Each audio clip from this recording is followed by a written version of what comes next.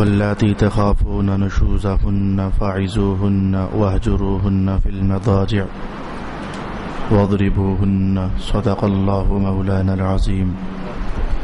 الصلاة والسلام عليك يا سيدي يا رسول الله. الصلاة والسلام عليك يا سيدي يا حبيب الله. الصلاة والسلام عليك يا سيدي يا شفيع المذنبين وعلى آلك وأصحابك يا سيدي يا رحمة للعالمين.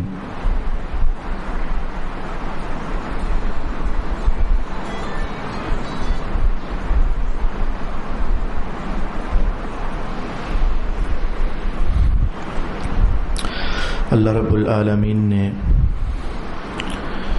ایک خاوند کو بہت اچھی زندگی گزارنے کے لیے بیویوں کے معاملات میں بڑی خوبصورت رہنمائیاں اور ہدایات ارشاد فرمائی ہیں.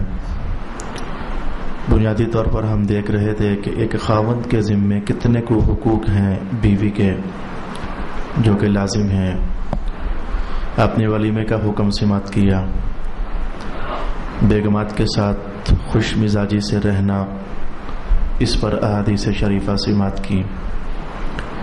ان کی طرف سے اذیت اگر تمہیں پہنچے تو برداشت کرنا، حکم شریعت یہ بھی ہم نے سماعت کیا. اور خود کبھی بھی اپنی بیگمات کو نہ تکلیف میں مبتلا کرنا، یہ بات بھی ہم نے سماعت کی. اور حسن خلق اور خوش مزاجی اور مزاح، تبسم سازی، یہ سارے عنوانات ہم نے رسول پاک علیہ السلام کے بیان نور سے سیکھنے کا اہتمام کیا. آئندہ جو آج کی نشست میں 2 احکام بیان کرنے والا ہوں، میں کافی دیر سے سوچ و بچار میں تھا کہ کیسے اس کا سٹارٹ لوں اور کیسے آپ کے ذہنوں کو منتشر ہونے سے بچاؤں. خواتین جب یہ حقوق سماعت کریں گی تو کہیں ایسا نہ ہو کہ شیطان انہیں مغالطے میں ڈالے اور گمراہی کا شکار بنائے. تو میں اپنی گفتگو یہاں سے شروع کرنا چاہوں گا. اللہ رب العالمین اپنے بندوں پر بہت کرم فرمانے والا ہے، بہت رحمت فرمانے والا ہے، اور اپنے بندوں کے لیے زندگی گزارنے کی تمام تر آسائش فراہم فرمانے والا ہے. مشکل سے مشکل موڑوں میں آپ نے دیکھا کہ اللہ تعالیٰ کی مدد ہم بندوں کے شامل حال ہو جاتی ہے. زندگی کی مختلف مصیبتوں میں ہم نے اپنے رب سے مانگا تو رب تعالیٰ نے ہماری دعائیں بھی قبول فرمائیں. آج تک ہمیں بھوکا نہیں رہنے دیا، آج تک ہمیں پیاسا نہیں رہنے دیا. 70 ماؤں سے بڑھ کر پیار کرنے والا. اور اس طرح کے جملے بھی ارشاد فرما دیں کہ اگر کوئی میرا بندہ میری طرف ایک گٹ بڑھتا ہے تو میں پورے بازو کے برابر اس کی طرف بڑھتا ہوں. اگر کوئی میرا بندہ میری طرف پیدل چل کر آتا ہے تو میری رحمت دوڑ کر اس کی طرف جاتی ہے. یہ اتنے سارے اظہارات محبت، یہ اتنے سارے عطاؤں کے پہلو اور اتنے سارے نوازشات کے دروازے جو اللہ تعالیٰ نے ہم پر کھولے. لیکن اس کے باوجود آپ نے کیا قرآن حکیم میں کبھی نہیں سنا کہ اگر کوئی بندہ شراب پی لے تو حضور فرماتے ہیں کوڑے مارو اسے.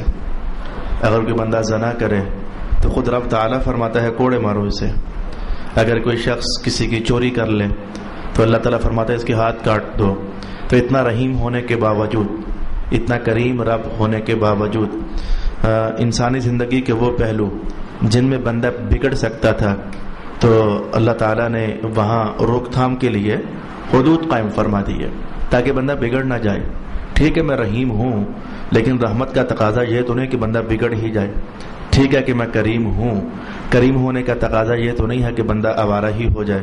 ٹھیک ہے کہ میں بڑی مہربانیاں کرنے والا ہوں، لیکن اس کا مطلب اب یہ تو نہیں ہونا چاہیے نا کہ بندہ وہ نافرمان ہی ہو جائے.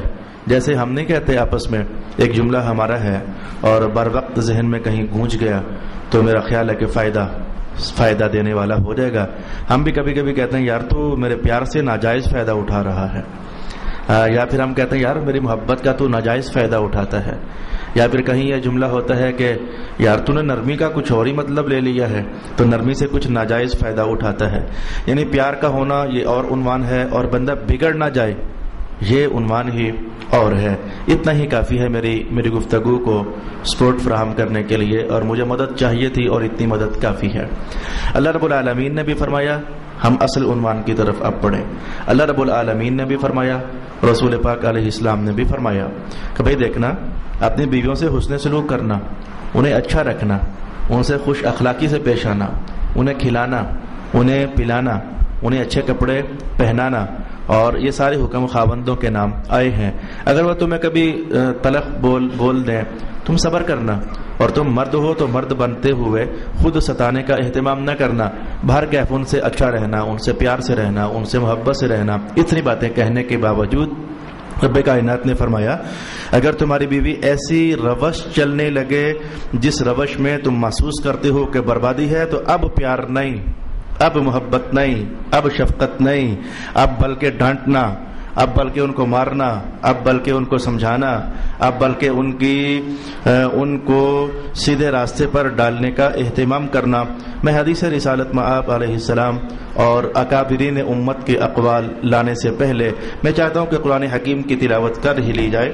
رب کائنات نے ارشاد فرمایا، واللاتی تخافون نشوزہن فعظوہن وہجروہن فی المضاجع واضربوہن. وہ بیویاں جن کے بارے میں تمہیں یہ خطرہ پڑ رہا ہے کہ یہ نافرمانی کی روش اختیار کریں گی، نافرمانی اللہ کی، نافرمانی رسول اللہ کی، اور نافرمانی اچھے کاموں کے اندر اپنے خاوند کی بھی. الغرض جن بیویوں کے بارے میں تم محسوس کرو کہ یہ نافرمانی کی روش چل رہی ہیں، تو مولا کائنات نے کہا پہلا سٹیپ یہ لینا کہ فعظوہن، انہیں سمجھانا کہ دیکھ بیگم، یہ جو آج کل تو نے یہ روش لی ہوئی ہے، تو اس میں اللہ تعالیٰ ناراض ہوتا ہے، رسول اللہ ناراض ہوتے ہیں، اس میں تیرے لیے انجام کار یہ تباہی ہو سکتی ہے، تیرا یہ نقصان ہو سکتا ہے. فعظوہن، انہیں پہلے واعظ کرنا اور انہیں سمجھانا. وہجروہن، اور اگر تمہاری بیگمات تمہارے پیار سے کہے ہوئے بول کو، واعظ کو اور نصیحت کو نہ سمجھیں تو پھر ایسا کرنا، وہجروہن فی المضاجع، اپنے بستر ان سے الگ کر لینا. یہ بستروں کو جدا کر لینا یہ آپ نہیں جانتے، لیکن خواتین کی نفسیات اللہ رب العالمین صرف جاننے ہی والا نہیں بلکہ بنانے والا ہے. تو اللہ جانتا ہے کہ اگر خاوند اپنا بستر بیگم سے الگ کر لے تو اس کے لیے اس میں بیگم کے لیے کیا سزا ہوتی ہے. تو نمبر 2 پر رب کائنات نے کہا اگر سمجھانے سے بیوی نافرمانی سے نہ رکے، نافرمانی کرتے ہی رہے، تو پھر اپنے بستر جدا کر لینا. اور اگر بستر جدا کرنے سے بھی وہ باز نہ آئے تو پھر ایسا کرنا، وَضْرِبُوهُنَّ، پھر ان کو مارنا بھی. اور اس مارنے سے غرض ان کی ہڈی پسلی ایک کر دینا یہ نہیں ہے. حضرت ابن عباس رضی اللہ تعالی عنہما ارشاد فرماتے ہیں کہ قرآن حکیم نے جو بیوی کو مارنے کا حکم ارشاد کیا ہے وہ ڈنڈوں کے ساتھ اور لٹھوں کے ساتھ اور تلواروں کے ساتھ وغیرہ وغیرہ نہیں ہے، بلکہ ایک مسواک جتنی لکڑی لے کر آپ دیکھتے محسوس کرتے ہو گے کہ اس کی حیثیت ہی کیا ہے. نہ اس سے جلد پھٹتی ہے، نہ اس سے ہڈی ٹوٹتی ہے، نہ اس سے سر کھلتا ہے. ایک مسواک جتنی لکڑی لے کر تو بس بیوی کو مارنا جس میں اس کو اپنی انسلٹ محسوس ہو، جس میں اس کو اپنی ذلت آمیز سزا کا احساس ہو کہ میرا خاوند مجھے مار رہا ہے لکڑی کے ساتھ، تو بس اسی قدر مارنا یہ مراد ہے. کیونکہ مقصد مارنا نہیں ہے، مقصد جان سے اڑانا نہیں ہے، مقصد اس کی اصلاح ہے. تو اصلاح کے پہلوؤں میں سے پہلی بات واعظ و نصیحت کرنا، اور دوسری سزا یہ ہے کہ پھر اس کو بستروں سے الگ کر دینا، اور تیسری بات ہے کہ ان کو مارنا. اب میرا خیال ہے کہ ایک مولانا اس بات سے بری و ذمہ ہو گئے کہ جب کوئی خاتون سنے گی جو آئندہ آنے والی باتیں ہیں تو وہ یہ محسوس کرے کہ ہمیں مارنے کی بات ہو رہی ہے، ہمیں جھڑکنے کی بات ہو رہی ہے، ہم پر پابندیاں لگانے کی بات ہو رہی ہے. یہ مولانا لوگ جو ہیں یہ دین کو بڑا سخت کر دیتے ہیں. ان ملاؤں کی ایسی تیسی ہے، جناب علی کیسے ہمارے خامدوں کو پٹیاں پڑھا رہے ہیں. اب آپ مولانا کو کچھ نہیں کہہ سکو کہ میری بہنوں، اس لیے کہ آپ کے رب اور میرے رب کا بیان آپ نے سماعت کر لیا کہ نہ فرمان عورتیں اور نہ اطاعت گزار عورتیں، پہلے انہیں سمجھانا، پھر ان سے بستر الگ کر لینا، اور پھر ان کو مارنے کا اہتمام کرنا. یہ تھا قرآن حکیم کا تعزیر بھرا بیان، جس میں ایک خاوند کو چونکہ رب کائنات نے ایک حکمرانی عطا فرمائی، کیا بچوں کے ساتھ شفقت کرنے کا حکم نہیں دیا گیا؟ جی دیا گیا. بچوں کے ساتھ شفقت کرنے کا حکم دیا گیا، بلکہ اتنا قوی حکم دیا گیا کہ حضور فرمایا کرتے تھے جو چھوٹوں پر شفقت نہیں کرتا اس کا ہمارے ساتھ کام کیا تعلق ہے اس کا ہمارے ساتھ. یعنی اس قدر رسول پاک علیہ السلام نے بے رغبتی کا اظہار کر دیا. چھوٹوں سے شفقت کرو، بڑوں کا ادب کرو، لیکن چھوٹوں پر شفقت کرنے کے باوجود وہی زبان رسالت میں آپ کیا فرما رہی ہے، جب بچے 7 سال کے ہو جائیں تو نماز کی تلقین کرنا، اور 10 سال کے ہونے پر بھی اگر وہ نہ پڑھیں تو اگلی حدیث آپ کو پتہ ہے پھر ان کو مارنا بھی. تو شفقت کی بات کے ساتھ ساتھ اسلام ایک بیلنسڈ مذہب ہے، اسلام ایک معتدل مذہب ہے، اور اسلام ایک ایکول نظامی حیات ہے، اور اسلام مساوات سے بھرا ہوا اور اعتدال کی خوشبوؤں سے مہکا ہوا ایک دین ہے. اسلام سمجھتا ہے کہ بعض اوقات پیار کے غلط نتائج بھی برآمد ہو سکتے ہیں، تو اس موقع پر پھر آگے سے گھیرا ڈال کر کے تو آوارہ ہونے والے انسان کو بچانا، اسے سنبھالنا، اسے غلط روش پر ڈلنے سے روکنا. اب یہاں تک پہنچنے کے بعد میں امام غزالی کے الفاظ آپ کے لیے پڑھنے لگا ہوں. امام غزالی فرماتے ہیں کہ خاوند کے ذمے اگلا حق یہ ہے کہ مزاح اور حسن خلق اور عورت کی خواہش مطابقت میں اتنا آگے نہ بڑھ جائے کہ عورت کا مزاج ہی بگڑ جائے اور اس کے سامنے مرد کی کوئی ہیبت نہ رہے، بلکہ ایسا کرے کہ خوش مزاجی میں اور حسن خلق میں اور حسن اخلاق میں اعتدال سے کام رکھے. اچھا جی، اعتدال کیا ہے؟ فرمایا کہ جب تک عورت میں کوئی بری حرکت نہ دیکھے تب تک تو خوش مزاجی بھی رہے، شفقت بھی رہے، رحمت بھی رہے، پیار بھی رہے، محبت بھی رہے اور حسن مزاح بھی رہے، جب تک عورت میں کوئی نافرمانی نہ دیکھے. اور اگر عورت میں کوئی نافرمانی دیکھے تو عورت کی بری بات پر اور عورت کی نافرمانی پر خاوند کبھی بھی راضی نہ ہو، بلکہ آگ بگولا ہو جائے، بلکہ ناراض ہو جائے، بلکہ تیش میں آ جائے، بلکہ جلال کا اظہار کر دے. وہ حدیث کے الفاظ یاد پڑ رہے ہیں.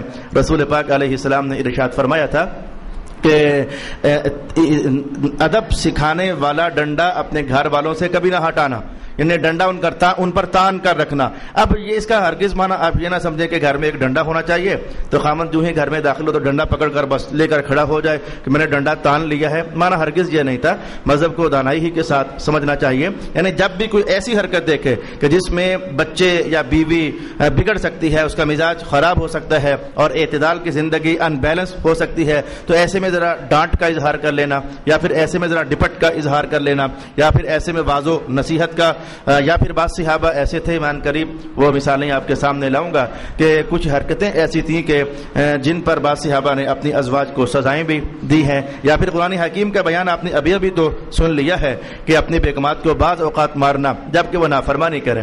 اچھا، اب یہ نافرمانی بھی تو سمجھے نا کہ کیا شے نافرمانی ہے. اس نے آپ کو پانی نہیں پلایا تو کیا یہ نافرمانی ہے؟ ڈنڈا لے کر مارنے لگ جاؤ. وہ کھانا پکانے میں تھوڑی سی تاخیر ہو گئی تو کیا یہ نافرمانی ہے کہ اب ڈنڈا لے کر مارنے لگ جاؤ؟ جی میرا خیال ہے کہ ایسا نہیں ہے. میں اس پر نافرمانی پر آپ کو مثال ایک پیش کرتا ہوں، پھر دوسری مثال پیش کرتا ہوں. مثال کے طور پر آپ نے بیگم کو 100 بار کہا کہ آپ نماز پڑھا کرو، اور 100 بار کہنے کے باوجود وہ اثر نہیں رکھتی ہے، یہ خالص نافرمانی ہے. وہ بچہ 10 سال کا ہو تو تبھی سے مارنا شروع کر دینا تھا، اور اب یہ تو جوان ہو کر شادی بھی ہو گئی. اب تو خاوند کی ذمہ داری ہے کہ ایک آدھ لگا ہی دے تو اچھا ہے. اور ایک آدھ لگانے میں یقیناً، میں اس لیے یقیناً کہتا ہوں کیونکہ بیان اللہ کا ہے، یقیناً اس کی تاثیر ظاہر ہوگی اور یقیناً اس کا فائدہ ظاہر ہوگا. یا پھر میں مثال نمبر 2 کہتا ہوں.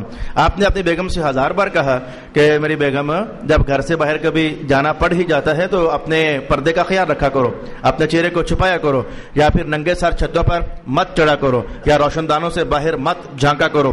یہ جو میں لفظ بول رہا ہوں یہ عنقریب آپ پاؤ گے، یہ حدیث کے بیانات ہیں اور یہ مذہب کے وہ راستے ہیں جو آج ہم سیکھنے کے لیے یہاں بیٹھے ہوئے ہیں. تو اس نے پھر بھی بے پردگی کا اہتمام کیا.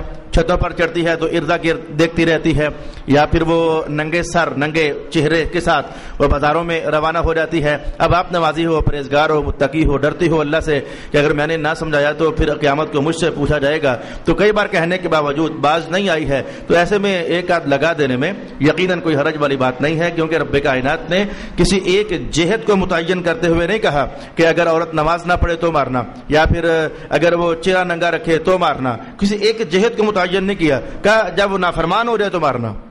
اب یہ نافرمانی کسی بھی جہت کی ہو سکتی ہے، نماز نہ پڑھنا نافرمانی ہے، اپنے آپ کو پردے کے ساتھ نہ رکھنا یہ نافرمانی ہے، یا مثال کے طور پر آپ نے اپنی بیگم سے کہا کہ میں حکم جاری کرتا ہوں کہ میرے والدین ہیں، ضعیف ہیں، بیمار ہیں، میں ان کا ایک ہی بیٹا ہوں، اب یہ کہاں جائیں گے تو مہربانی کرنا ان کا خیال رکھنا، وقت پر روٹی دینا، اور پھر آپ کو آئے دن شکایت ملتی ہے کہ نہ وقت پر روٹی نہ پانی، آپ کے بوڑھے والدین بیمار ہیں، وہ دعا کو ترسیں، روٹی کو ترسیں، وغیرہ وغیرہ پریشانی، تو ایسے میں کوئی ایک آدھ میرا ساتھ یہ جملہ بھی یاد رکھیں، کوئی ایک آدھ اب وہ ڈنڈا لے کر تو 60-70 کا عدد پورا کرنا یہ مذہب کا حکم نہیں ہے، کوئی ایک آدھ ایسے میں لگا دینا بہت کافی ہوتا ہے، بہت کافی ہوتا ہے، اس کی تاثیر بڑی گہری ہوتی ہے۔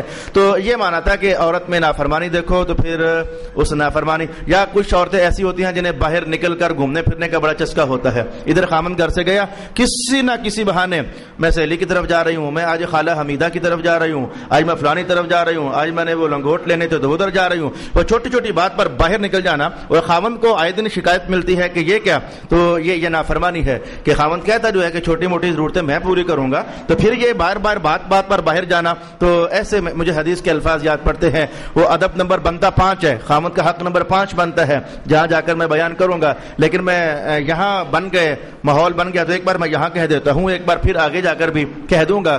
رسول پاک علیہ السلام فرمایا کرتے تھے کہ اپنی عورتوں کو گھروں میں رہنے کی عادت ڈالو، یہ جملہ سمجھیں، اس کے اندر بے شمار سماجی زندگی کے نکات ہیں، اور اس میں معاشرتی زندگی کے بے شمار فوائد ہیں کہ اپنی بیگمات کو گھروں میں رہنے کی عادت ڈالو، ان کا دل گھر ہی لگے، اور وہ گھر سے باہر جانے کو ان کا دل کرے ہی نہ، کچھ ایسا سا اہتمام اپنے گھروں میں کرو۔ اب آئے میں اب تک عنوان قائم کر پایا، ہر اچھائی میں بیوی کی تابع داری ہے، یا اس کے ساتھ پیار ہے، یا اس کے ساتھ شفقت ہے، اور ہر برائی میں بیوی کے ساتھ کوئی کمپرومائز نہیں، کوئی تابع داری نہیں، کوئی حسن سلوک نہیں، ہر برائی میں، ہر نافرمانی میں فوراً ڈانٹ ڈپٹ کرنا اور فوری احتساب کرنا، یہ مذہب شریف کا حکم بن جاتا ہے۔ آئے ہم خواجہ حسن بصری رحمۃ اللہ تعالی علیہ کے الفاظ اسی عنوان پر سماعت کرنا چاہیں گے۔ آپ ارشاد فرمایا کرتے تھے، جو شخص اپنی بیوی کا تابع دار بن کر رہتا ہے، یعنی یوں کہ جو وہ کہے وہی کرتا ہے، جو وہ کہے وہی کرتا ہے،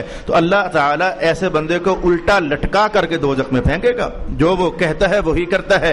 شاید آپ کو ابھی یہ جملہ خواجہ حسن بصری کا سمجھ نہیں آئے گا، یہ کوئی چھوٹے بندے نہیں ہیں، حضرت علی المرتضیٰ کی صحبت میں پلنے والے ہیں، اور سید الطائفہ اور اکابر صوفیاء سے ان کا تعلق ہے، تابعین کے طبقے کے ساتھ یہ تعلق رکھنے والے ہیں۔ تو پھر بھی ایسا جملہ کہ اگر خاوند بیوی کی ہر بات میں تابع داری ہی کرے تو اللہ تعالیٰ ایسے خاوند کو الٹا لٹکا کر کے تو دوزخ میں ڈالے گا۔ بات سمجھنی چاہیے، یہ آج سے کوئی لگ بھگ 18-19 مہینے پہلے کی بات، امریکہ سے ایک فون آیا ایک نوجوان کا، وہ کہنے لگا کہ میری بیوی کہتی ہے کہ تو اپنے والدین کو نہ فون کر، نہ انہیں اخراجات بھیج، نہ ان سے ملاقات کر، یہ جملہ مجھے خوب یاد ہے، نہ ان سے ملاقات کر، نہ انہیں کال کر، نہ انہیں اخراجات بھیج، تو پھر میں تیری بیوی ہوں، وغیرہ پھر مجھے فارغ کر دے۔ اب یہ حکم ہے، اس موقع پر سمجھو نا کہ خواجہ حسن بصری ٹھیک ہی تو فرما رہے ہیں کہ اگر ہر بات میں بیوی ہی کی بات مانی نا تو اللہ تجھے الٹا لٹکا کر دوزخ میں ڈالے گا، اس لیے کہ والدین کا جو نافرمان ہو جائے بیوی کے کہنے پر،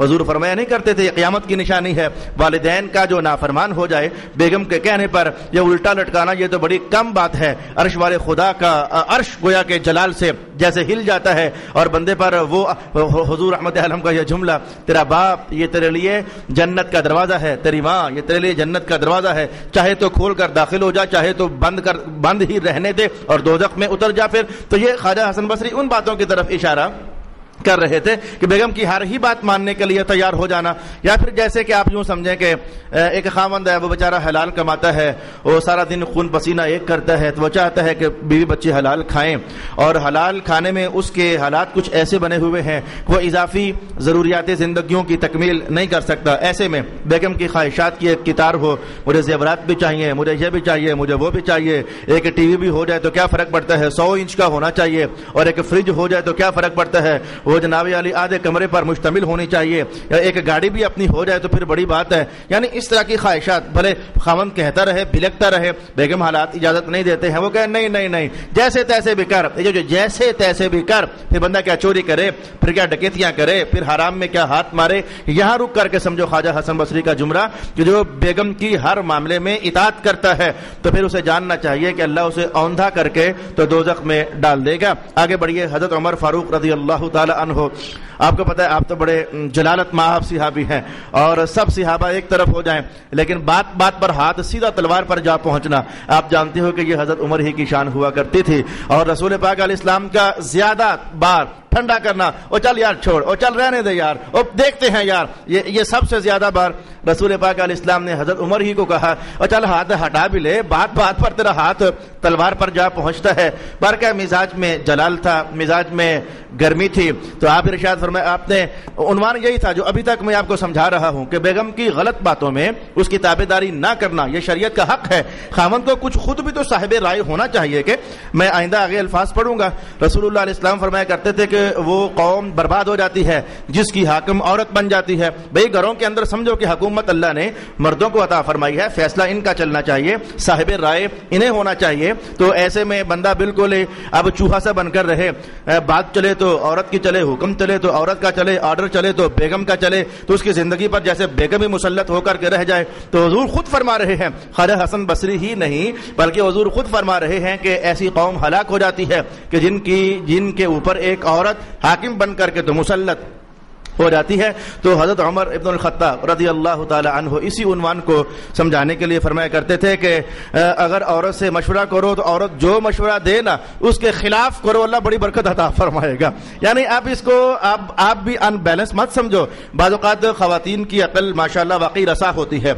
یہ ساری خواتین تو ایک جیسی نہیں ہیں. بعض اوقات اب میں کہوں کہ ہماری خواتین اگر نالائق ہیں یا ان کی عقلیں کم ہیں تو کیا خاتون جنت کو بھی آپ اسی ترازو میں تولنا چاہو گے؟ کیا سیدہ عائشہ کو آپ اسی ترازو میں تولنا چاہو گے؟ تو یہ مثالیں میں نے پاکیزان امت کی. کیا رابعہ بصری کو آپ اسی ترازو میں تولنا چاہو گے؟ جی ہرگز نہیں. تو بعض خواتین بڑی دانا ہوتی ہیں، بڑی فکر رسا رکھنے والی ہوتی ہیں، ان کی سوچ میں بڑی پختگی ہوتی ہے. تو اب یہ معنی نہیں تھا حضرت عمر کے قول کا کہ ہمیشہ مشورہ کرو اور مشورہ کرنے کے بعد ان کی مخالفت کرو. نہ، یہ بات نہیں تھی. بھائی جب تم خود صاحب رائے ہو اور تم محسوس کر گئے کہ میری بیگم سے میں نے مشورہ کیا تو ہے لیکن یہ مشورہ کچھ ٹھیک نہیں ہے، یہ غلط سی بات ہے، تو ایسے میں ان کے خلاف کرو. ان کے خلاف کرنے میں اللہ تمہیں برکت عطا فرمائے گا. کچھ اس طرح کی بات حضرت عمر ابن الخطاب رضی اللہ تعالی عنہ ارشاد فرما رہے ہیں.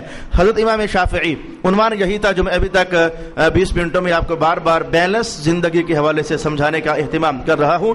تو حضرت امام شافعی رضی اللہ تعالی عنہ ارشاد فرمایا کرتے تھے کہ 3 شخص ایسے ہیں اگر تم انہیں ذلیل کر کے رکھو گے تو وہ تمہاری تعظیم کریں گے، اور اگر تم ان کی تعظیم کرو گے تو پھر وہ تمہیں ذلیل کر دیں گے.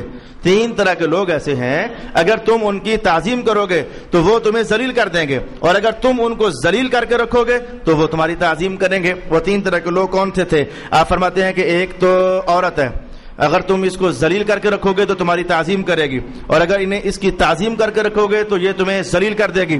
اور ایک تمہارا خادم، نوکر چاکر، اگر تم اس کو ہمیشہ ہر معاملے میں تعظیم سے رکھو گے یہ تمہیں ذلیل کر دے گا، اور اگر تم انہیں بعض امور میں ذلیل کر کے رکھو گے تو یہ تمہاری تعظیم کرے گا. اور تیسرا نبتی ہے. یہ نبت ایک قوم ہے، ہمارے ہاں ہے نہیں، اس پر میں بحث ہی نہیں کرتا، لیکن اس امام شافعی کے فتوے کو بھی آپ ہوش سے ذرا پڑھنے کا اور سمجھنے کا اہتمام کرنا کہ ہر معاملے میں عورت کو ذلیل کرنا یہ تو قرآن حکیم کے خلاف ہے، یہ تو حدیث رسالت مآب کے خلاف ہے. بات بات پر جھڑکی، بات بات پر ڈانٹنا، بات بات پر اسے رسوا کرنا، بات بات پر اس کی توہین کرنا، اور بات بات پر ذلت کا کوئی موقع ہاتھ سے جانے نہ دینا، ایسا تو قرآن کہتا ہی نہیں ہے، ایسا تو شریعت پاک کہتی ہی نہیں ہے. تو امام شافعی جو فرما رہے ہیں یہ ان امور کی کہانی چل رہی ہے کہ جن امور میں عورت کا مزاج بگڑ جائے، شریعت کے خلاف ہو جائے، رسول اللہ کی نافرمان ہو جائے، اللہ رب العالمین کی بندگی سے سر پھیرنے والی ہو جائے. میں اس کی مثال آپ کے سامنے پیش کر دیتا ہوں. میرے پاس ایسے خاوند لوگوں کی کہانیاں ہیں, کیونکہ اب تحصیل بھر میں آنا جانا ہوتا ہے تو ملاقاتیں ہوتی ہیں, لوگ اپنے غم سناتے ہیں, دکھڑے سناتے ہیں. میں پوچھتا ہوں او یار اس بار تو کہاں تھا, تو درس میں نہیں آیا, تو کہاں تھا, تو نماز میں شریک نہیں ہوا. پوچھتا رہتا ہوں اپنی ہمت اور بساط کے مطابق. تو ایک نہیں کتنے سارے خاوندوں کا بیان ہے. وہ کہتے ہیں, میری بیوی کہتی ہے کہ رات کا ٹائم ہوتا ہے تو نماز عشاء کی گھر ہی پڑھ لیا کرنا, کوئی باہر جانا کوئی ضروری ہوتا ہے. اب یہ ہے وہ عنوان کہ امام شافعی کے فتوے کو آپ سمجھو کہ آپ کو رسول اللہ نے فرمایا کہ نماز عشاء کی مسجد میں پڑھو, اور اب بیگم کہتی ہے نہیں گھر ہی پڑھو. کیا فرق پڑتا ہے, گھر پڑھنے سے کیا ہوتی نہیں ہے, کیا اللہ ادھر نہیں ہے, وہی اللہ جو مسجد میں ہے وہی اللہ گھر ہے. زبان تو بڑی تیز ہوتی ہے نا, پھر کسی بھی انسان کی زبان تو تیز ہوتی ہے. اب آپ کو رسول اللہ بلا رہے ہیں مسجد میں اور بیگم کہتے ہیں نہیں گھر ہی پڑھو, شام کا ویلا ہے. اب ایسے میں امام شافعی کی بات سمجھو, اس معاملے میں عورت کی تذلیل کرو. اب تذلیل کا معنی گالیاں نکالنا نہیں ہے, یعنی اس کی بات کو نہ ماننا, یہی کافی ہوتا ہے ذلت کے لیے. ہٹ پیچھے, تو مجھے رسول اللہ کی تابعداری سے روک رہی ہے, بس تو رہنا اندر, میں ابھی نماز پڑھ کے آتا ہوں. تو ایسے معاملے میں اگر تم اس کی تعظیم کرو گے, بات مان جاؤ گے, تو تم اللہ کے ہاں ذلیل ہو جاؤ گے. اور ایسے میں تم ان کو ریجیکٹ کرو گے اور ان کی بات کو اگنور کرو گے اور اللہ کے ہاں پہنچ جاؤ گے تو اللہ کے ہاں تعظیم پا جاؤ گے. امام شافعی کچھ اس طرح کی بات ارشاد فرماتے ہیں. میں ہر بات پر رکتا اس لیے ہوں کہ آپ بھی کہیں سمجھنے میں ان بیلنس نہ ہو جانا.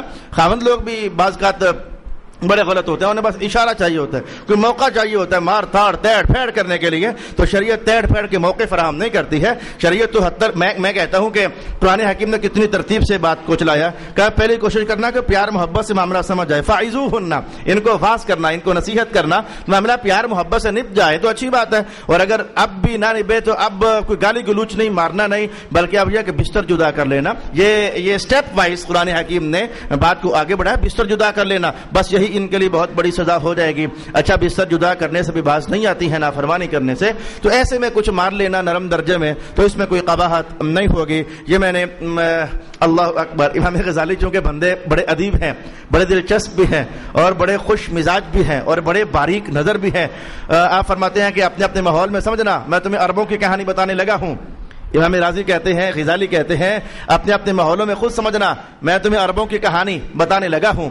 عرب عورتیں اپنی بیٹیوں کو یہ بات سکھاتی تھیں کہ خاوند کو پرکھنا ہونا کہ یہ تمہارے حق میں ہے یا تمہارے خلاف ہے, تمہارا یہ غلام بن سکتا ہے یا نہیں بن سکتا ہے, کیا تم حاکم گھر کی حکومت چلا سکتی ہو یا محکوم ہی بن کر رہو گی. اگر یہ بات پرکھ نہیں ہونا تو ہولے ہولے چھیڑخانی کرنا. عرب عورتیں اپنی بیٹیوں کو شادیوں سے پہلے سمجھاتی تھیں کہ ہولے ہولے چھیڑخانی کرنا اور اس چھیڑخانی کا رزلٹ دیکھنا, وہ چھیڑخانیاں کیا ہیں. امام غزالی کی زبان ہی سے ہم سیکھنے کا اہتمام کرتے ہیں. آپ فرماتے ہیں کہ ایسا کرنا, کبھی کسی دن ایسا کرنا کہ خاوند کا جو نیزہ ہے تو اس نیزے کے آگے وہ لوہے کا پھل لگا ہوتا ہے, وہ ذرا پھل اتار دینا نا, تو پھر دیکھنا خاوند کی طرف سے کیا رسپانس تمہارے سامنے آتا ہے. اب خاوند کے لیے یہ اسلحہ, یہ اس دور کی کہانیاں ہیں نا, اس دور کی کہانیاں ہیں. یہ اسلحہ, تیر, نیزہ, بھالا, یہ تو خاوند کی آل ٹائم کی ضروریات ہوا کرتی تھی. جہاد کا موسم, جہاد کا زمانہ, حالات میں ہر طرف کفر بھرا ہوا تھا. تو ایسا کرنا کہ پہلے خاوند کے نیزے کا پھل اتار دینا. تو اگر تو آگے سے غصے سے بھر جائے, یہ تو نے کیا کر دیا, تو بس سمجھ جانا کہ یہ خاوند تیرے نیچے لگنے والا نہیں ہے, اسے اس کے حال پر ہی رہنے دینا. اور اگر خاوند چپ کر جائے نا تو پھر ذرا اگلی کاروائی کرنا. راضی کہتے ہیں کہ اگلی کاروائی یہ تھی کہ کسی دن اس کی ڈھال لے کر, ایک تلوار ہوتی ہے, وہ پرات نما ڈھال ہوتی ہے, وہ تاویہ جسے کہتے ہیں, تاویہ کی طرح کی ڈھال ہوتی ہے, تو اس کی ڈھال رکھ کرنا زمین پر, تو اس پر گوشت کاٹنا. اب ظاہر ہے کہ جب ضربیں لگیں گی ٹوکے کی تو وہ ڈھال جو ہے لامحالہ اسے چپ پڑیں گے, خراب ہوگی. تو یہ اسلحہ یا مردوں کا زیور ہوا کرتا ہے, ہوا کرتا بھی تھا, ہوا کرتا بھی ہے. تو اس کی ڈھال پر گوشت کاٹنا, بوٹیاں. اگر اب وہ بول پڑا, بھڑک اٹھا, تو سمجھ جانا کہ یہ تیرے نیچے لگنے والا نہیں ہے. اور اگر وہ اب بھی نہ بولا نا تو پھر تو اگلی کاروائی دے کر چیک کرنا کہ اب خاوند کس پوزیشن میں ہے. اگلی تلوار کیا تھی, کہنے لگے بعض کا گوشت کاٹنے میں ہڈیاں آ جاتی ہیں, تو ہڈیاں ٹوکے سے نہ کاٹنا, اس کی تلوار سے کاٹنا. یعنی اس کے جو اسلحے ہیں, کبھی اس کے نیزے کا پھل اتار دینا, کبھی اس کی ڈھال پر چپ لگا دینا, اور کبھی پھر ایسا کرنا کہ اس کی تلوار سے ہڈیاں کاٹنا. اب تلواروں سے ہڈیاں کٹیں تو آپ کو پتا ہے وہ آگے سے کھنڈی ہو جاتی ہے. اب اگر ان تینوں موقعوں پر تیرا بندہ تیرے آگے سے نہ بولے تو پھر ایسا کرنا کہ ایک پالان لینا, اور تیرا خاوند تیرے لیے گدھا بن چکا ہے تو اس کے اوپر پالان لاد کرنا, تو جدھر چاہتی ہے تو سواری کرتی پھرنا, تو اب تجھے کوئی روک ٹوک کرنے والا نہیں ہے. میں کہتا ہوں دور حاضر میں اپنا معاملہ خود سمجھو نا کہ کوئی عورت آپ کو چیک کرے کہ خامند کتنا کو میرے معاملے میں سخت ہے یا پھر نرم ہے، وہ نماز کے وقت میں ڈرامے دیکھے اور نماز پڑھے ہی نہ،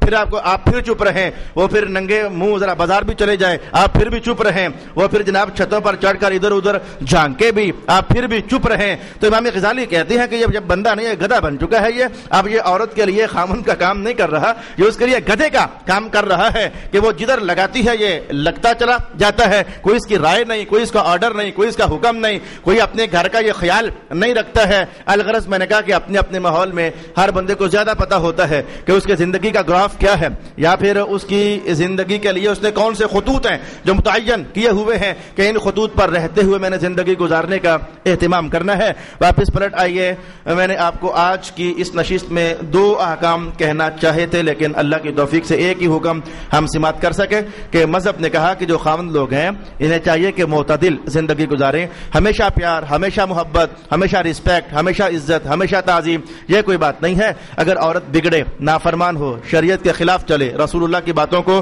توڑے، اگنور کرے، تو ایسے میں خاوند لوگوں کو ذرا اسٹرکٹ ہو جانا چاہیے، ذرا مضبوط ہو جانا چاہیے، اور اپنے صاحب رائے ہونے کا اور اپنے افسر ہونے کا اور اپنے سردار ہونے کا اور اپنے حاکم ہونے کا اظہار کرنا چاہیے، واضح و نصیحت سے بات کو چلانا چاہیے، واضح و نصیحت سے خاتون نہ رکے تو بستر جدا کرنے چاہیے، اور بستر سے بھی وہ رک نہ سکے تو ایسے میں کچھ نرم درجے کی پھینٹی لگانے میں کوئی حرج نہیں ہے۔ یہ سارے وہ احکام تھے جو آج کی نشست میں ہم نے سیکھنے کا اہتمام کیا۔ اللہ تعالیٰ میرا اور آپ کا حامی و ناصر و آخر